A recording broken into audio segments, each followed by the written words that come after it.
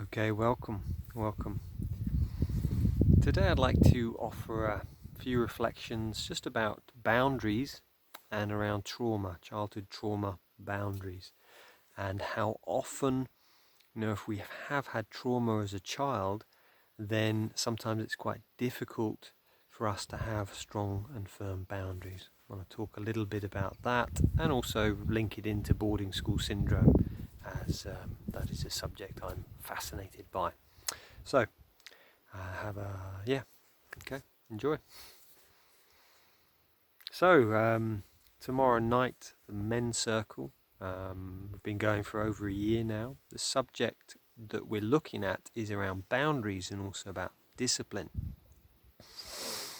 And so, in researching about boundaries, I have just been reflecting about this idea that Pete Walker talks about in his book Complex PTSD, which is a really good book.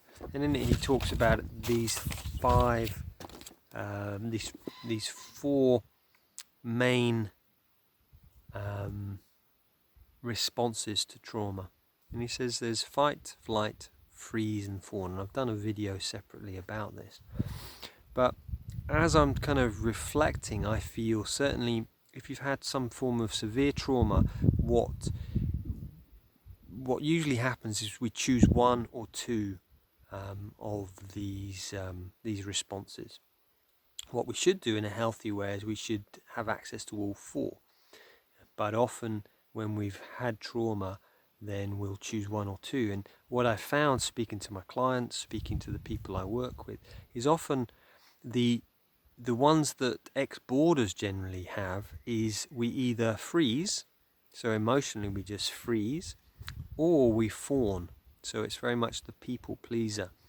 And that's kind of a common response. And I was just reflecting about boundaries. If we're in the fawn, even if we're in the freeze to some extent, but certainly in the fawn, if you're people pleaser, the real key thing to state about a fawn response is that we say, I have no needs, I have no boundaries, you can walk all over me, doesn't matter, because that's their way. The fourth way is of keeping safe. And in boarding school I often would see this, the fawn, and I see that I still have an aspect of that. Although I, did have certain boundaries, in other ways I still do to this day, and I still, sometimes struggle about having boundaries. So I wanted to talk a little bit about this.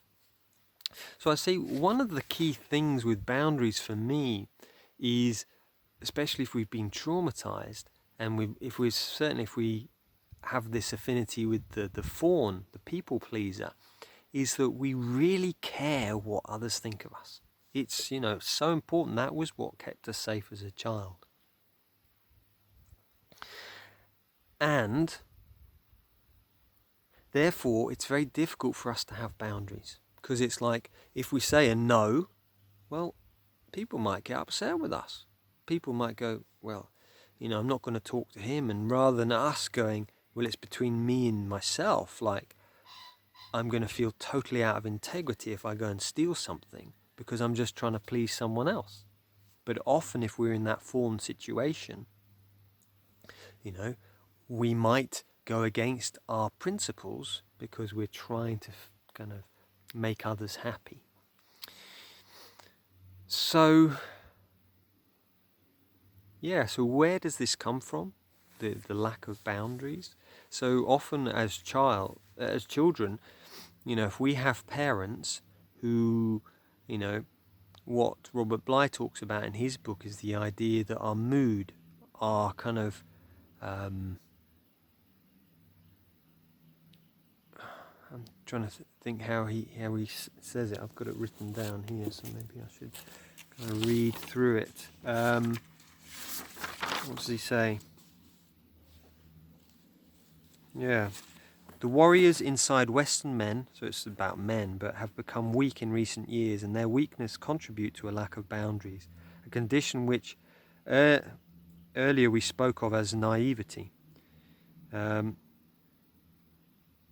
grown man, 6 feet tall, will allow another person to cross his boundaries, enter his psychic space, verbally abuse him, carry away his treasures, and slam the door behind him. The invaded man will stand there with an ingratiating, confused smile on his face.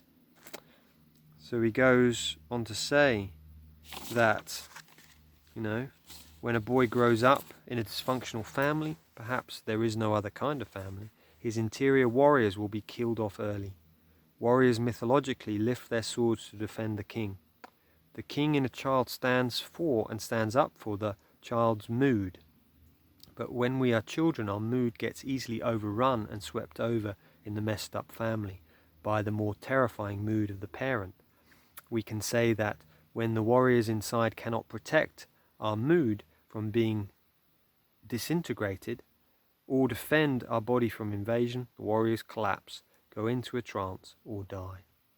So, if we were linking that into the boarding school syndrome, I feel that, if our moods get easily overrun and swept over in the messed up family or in the institution, that our mood, if we're depressed or down, but we're mocked for it, if we get angry or mocked for it, it's again, it's very difficult for us to put those boundaries up and just go, right, I'm closing my door, because there is no door.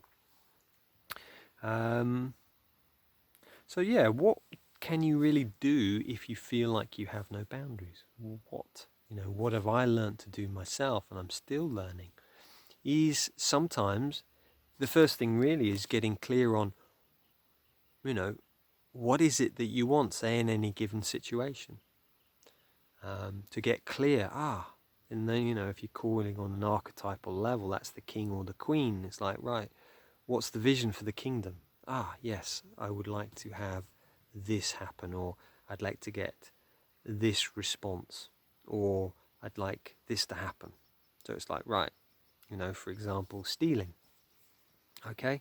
No, the king's like, no, we don't steal, we don't take from others. So once we do that, the king's clear about the vision, then it's up to the warrior, the archetype of the warrior, to defend those boundaries. But often we're not clear. So that would be the first step, getting clear of, what do I want? What do I want in this situation? And I think coming back to Pete Walker's model of the CPTSD, if you think of the fawn, he doesn't know what his needs is. She doesn't know what their needs are. So as you start to develop, who am I? What are my needs? That therefore helps you to start to know where your boundaries are. Once you know your boundaries, then you can defend them.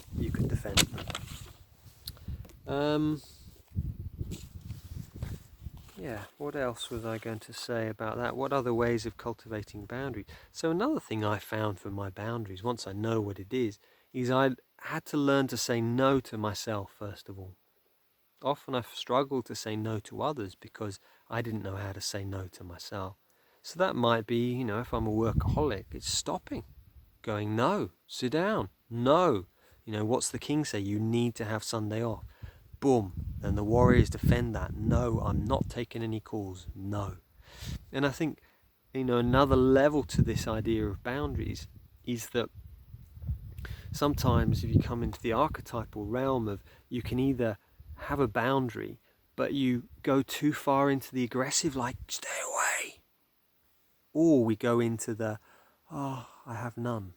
And it's finding that middle way of, this is my edge. That's kind of the limit beyond I won't go. I'm not going to steal. So it's a no. And I found at the beginning, when I started to put boundaries up and say no to others, then often I would get kickback. People would say to me, Piers, they would get really upset and say, who do you think you are? Get upset with me when I first put a boundary down. But as people who knew me well got used to that, it was like, oh no, the next time was easier. They dropped it. But at the beginning, it was quite challenging putting those boundaries down. So yeah, and what it really comes back down to is this wanting to be liked. And often when we put the boundaries down, we have to drop that and go, oh, they're probably not going to like me for this. But especially if I go into rage. But if I'm just in that centered place and I go, boom, this is my boundary. In a relaxed way, they might not like you, and that's okay. You're in integrity with yourself. Your integrity with you. So realize this is maybe just some reflections, really. Maybe not 100% clear, but I'm just processing this myself, just preparing for tomorrow. But I'd like to do my film today. So yeah, any question, any reflections, please do let me know. Whether you feel, oh yeah, I'm really good with boundaries, or actually no, this is an area, there's certain areas that I'm not so good with. Please do share below. So tomorrow I'm speaking with Christine Jack, who's the author of a book about boarding school, and we're going to find a time to do the podcast, but hopefully in the next week or so, and then I can post it. So that should be interesting. So her book is about kind of comparisons with Christopher Robin Milne, the A.A. Milne's son, and his experiences at boarding school. So, okay, well, have a wonderful week. Any questions, just let me know. Many blessings.